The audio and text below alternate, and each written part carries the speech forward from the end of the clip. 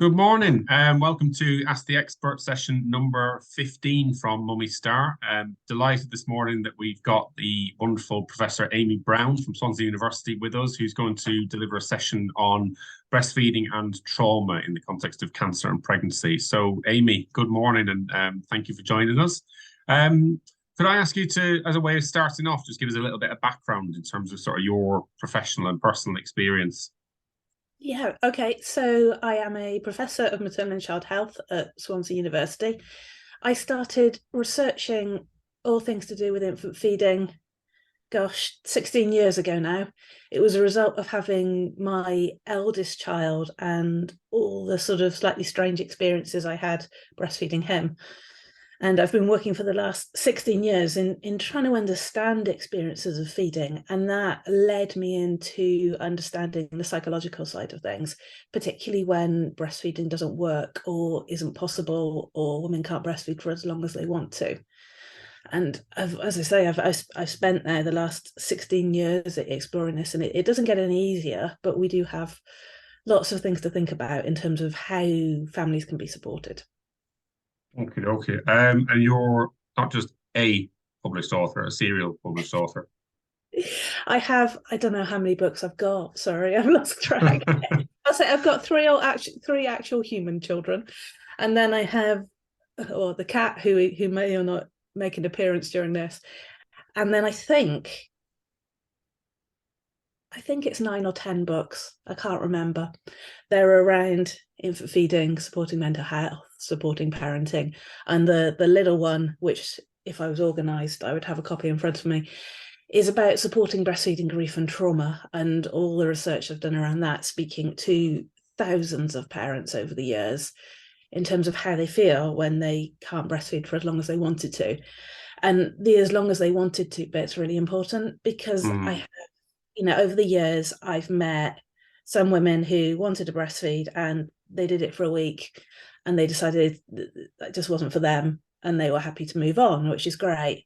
And then I've had women who had to stop for some sort of health reason after 2 or 3 years and they weren't ready yet and the child wasn't ready yet and they feel terrible about it. So there's kind of this myth that it's about breastfeeding grief is just having to stop immediately or in those early days, but it can be about not being able to breastfeed at all. It can be about not being able to breastfeed exclusively when that's what you wanted. It's about cutting it short. mm. There are all sorts of experiences, and can be a really, really long lasting thing. So you probably get this experience all the time, but when you tell people what you do, they start telling you their story. And the number of women I've had in their 70s and 80s and even older who will immediately, as soon as I say, tell me this really clear story about their experience feeding their little baby 40, 50 years ago. And it's like they were explaining that they'd given birth last week. And it's just the strength of that memory that stayed with them, which is what really motivates me with all of this. I have to say, I was in the lift in the hospital the other week, and we were on a donor milk hub there. And as soon as this older woman saw the donor milk bag, I just got her entire birth story, her premature baby, her experience of feeding, between floors 1 and 4. And it just the speed of how much it came out. And I just think this stays with women, it stays with partners and fathers and families. It's so important, and yet we don't always treat it like it is. Mm. Well, I think that probably brings us into this and the whole theme of this session, I think, really well. You might not have a copy of that book with you, but I think that's very much the theme, really, of why we wanted to do this session with you, around the grief and trauma and the interruption. So if I can start with the first question then, Amy, which is, I suppose, painting the picture that, for many of the families that we support and have supported over the years, breastfeeding and the potential to have to stop, suddenly because of the onset of cancer treatment or surgery that's caused, and the distress and the trauma that often goes on with that, has an awful lot of, quite silent creep. Can we talk about breastfeeding and I suppose, the grieving for that, either whether it is an abrupt ending or whether it's an ending that's earlier than you originally would have envisaged, or even the news that you're not going to be able to start full stop, and why that's trauma and why it isn't, I suppose, typically seen in the same bracket as trauma normally is talked about? Yeah, so oh gosh, I could talk about that question all day. I think you had several sub questions to it. It's thinking about why infant feeding matters to women, and it matters to families as well. It matters to partners, but the research I've done has been with the person feeding the baby, and it's all about why women want to breastfeed. And I'm not saying this applies to everybody. And as I said earlier, you can stop feeding your baby after a few days and be really happy with that decision. You might not want to breastfeed at all, and you're really happy with that. But when women have that desire to want to breastfeed, it can be for so many different reasons. And it's not just about getting the baby fed. And what I've spent a lot of time over the last few years trying to get the message across is that if you can't breastfeed your baby, we have the option to use formula. So your baby will grow, they'll thrive, they'll develop. It'll feed your baby. But that doesn't fix all the other stuff that went on around the reason why you couldn't breastfeed them. And it doesn't solve all the reasons why breastfeeding might have been important to you. So sometimes people say, well, if you're feeling upset about breastfeeding, then you must be critical about formula. You must not like it. But to me, they're two completely separate things. You can be perfectly happy and relieved that you get to formula feed your baby and they grow and they develop and they're healthy. But you can still grieve the loss of not being able to breastfeed your baby and all the circumstances around that. And if you ask any mother who wants to breastfeed why she wants to breastfeed her baby, it's like the automatic answer she will give is, well, breast milk will help protect my baby. It's full of antibodies. It'll help their health. And that's kind of like the standard answer I think we're almost programmed to give. And of course, that's really important and a reason why many women want to. But actually, it's much broader than that. It's about just simply seeing that as how you wanted to care for your baby, how you wanted to mother and connect with them. And that's not saying in the slightest that you can't bond with your baby or connect with them if you're not breastfeeding them, but it's a very specific way of bonding and connection. And that tool of being able to soothe them and comfort them and reconnect with them after you've been away from them, to feed them at night. It's about mothering your baby in that kind of physiological way. And when breastfeeding gets taken away, that gets taken away, and that mothering or parenting tool gets taken away.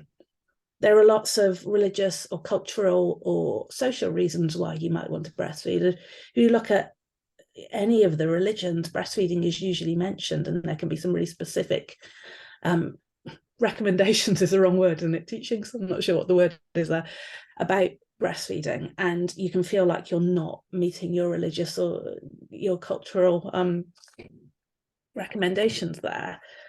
You may come from a country where breastfeeding is absolutely the norm and everybody in your family has breastfed and you're having problems and you can't. So you're parenting your baby in a different way. It's about your body not working as expected. And this is, really feeds into the broader conversation about a cancer diagnosis around pregnancy and birth, because you expected and you were told that your body would work this way and that's how you would be able to feed your baby. And then you're suddenly told that you can't and that there's no solution to that. And it's a slightly different conversation around, health reasons and not being able to breastfeed. But for some women who are just simply told, oh, it's not working, it's as if we don't care enough about the female body to want to fix that. And it's just told, well, you can use formula, it's fine. So it's kind of all those broader reasons, or just I just wanted to do it. It was really important to me. It was physiologically normal. It was biologically normal. I grew my baby. I gave birth to my baby. I expected to be able to feed my baby. And that's not mixing it up with the idea that you should breastfeed and you must breastfeed, but just that that's what you kind of expected to be able to do. And it's all taken away. And that kind of thoughts of how you are going to care for your baby have completely changed. And one of the things that women often say to me when they're talking about any grief or trauma that they experience around that is that you can't escape from it.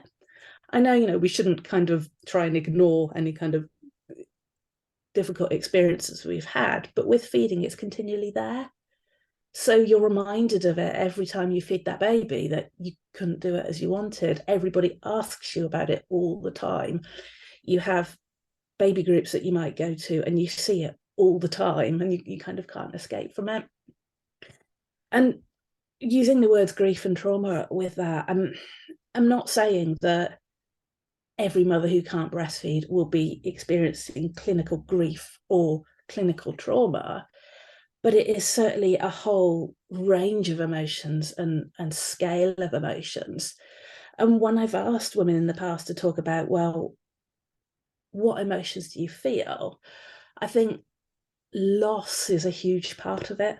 And that can be such a scale. It's loss of how you saw yourself and how you identified and how you thought you were going to care for your baby and what you thought you were going to be able to do. And I know we've talked about this a lot, and it's just another element, particularly with a cancer diagnosis, of something being taken away from you that you wanted and that you've got no choice over. And no wonder you feel an experience of loss and grief in that, in terms of, if you're not grieving a person as such, but it's a experience that you thought you were going to have, or the person that you thought you were going to be. And for some, I think that does turn into a clinical trauma. And people have questioned me a lot when I've said this. And it's not something that, I don't like to use the word trauma kind of really loosely, but certainly for those who have had really traumatic experiences around this, and it's consuming their thoughts and their feelings because they feel so terrible about it and the circumstances around why they can't breastfeed, then I think trauma is a really good word to use there. Sorry, that was quite a long answer. No, it's perfect. And I suppose that the thing that I think you may be alluding to in some of that as well is what I suppose sometimes when these such cases are looked at and the support isn't given, it doesn't take into account perhaps previous pregnancy history as well, and whether there's been a difficulty in that pregnancy or whether there was a difficulty with feeding in that pregnancy. So when somebody comes into a pregnancy, and we talk about this, we see this as a team unfold quite regularly. When somebody then does come into another pregnancy and their hopes are, okay, well, this time it will be maybe smoother, this time I'll be able to feed the way I desired to, and then suddenly the cancer diagnosis comes in to interrupt it. It isn't perhaps necessarily isolated to, oh, well, she's got cancer, therefore that must be why she's struggling with this. It's this, and it's the previous trauma, and it's the previous difficulties, and it's this, we talk about cumulative impact with cancer treatment all the time. Well, there's cumulative impact with, small, micro traumas all the way along in this kind of timeline that these families go through. And it's that, I suppose, that inability to be able to fix or change the situation. But it's the key thing is it's not a choice. And I know we can get wrapped up in, that somebody is choosing not to breastfeed because they've got cancer. Well, they may be coming to a conclusion that in order for, like we see it sometimes, it might be, it's going in the grand circumstances of everything they're going through, it might be the less difficult option for them week to week, but it doesn't mean that they're not still suffering the impact of, but I still wish it could be different. I still wish it could be, that I still had those choices in the first place. Yeah, it's the fact that not many people will recognize that for them. So they've had that choice taken away, and so many people will tell them it doesn't matter. And they're coming from a really good place a lot of the time, because I don't know if it's a particularly kind of British thing, but we kind of really want to tell people things don't matter and it's all going to be all right. And we don't give people space to say, actually, it really, really mattered to me. I really feel like I'm grieving this. I really feel like I've lost something here. And I know I end up bringing every conversation back to running, and I knew I was going to squeeze this in here somewhere or other. But you've had a recent running injury. I've had a recent running injury. And when I explained to people I can't run, they were full of solutions of, have you tried this physiotherapist? Have you tried going here? Oh, that must be so awful. Oh, you really loved getting out and about. Oh, I really hope it gets better soon. And they could really almost see the value of it for me. But you compare that with conversations around breastfeeding, and people are just told, oh, well, you just can't do that. Why are you bothering? It's fine. You don't need to worry about it. It's like people could see the grief and the loss around a very short-term injury, relatively. But they couldn't see the bigger grief and loss that women can experience when something so important to them has been taken away from them. Yeah. And it's just that we just don't deal with it. I think people don't realize it's a thing. We might not understand how important it can be, and we're programmed to tell people that it doesn't matter and focus on the baby being fed. But it's not just about the baby being fed, and caring about all the other reasons doesn't mean that you don't care about your baby being fed. You know, the bottom line is always feed the baby. We're very lucky we can feed babies in this country when babies can't be breastfed. It doesn't solve everything else, and it's all of that. We've got a tendency to try to gloss over or completely dismiss and just say, oh, it doesn't matter, or, you know, in 2 years' time they'll all be eating worms or something when they're running around the playground. And it's not about that. It's about that broader experience and just recognizing it. Yeah, absolutely.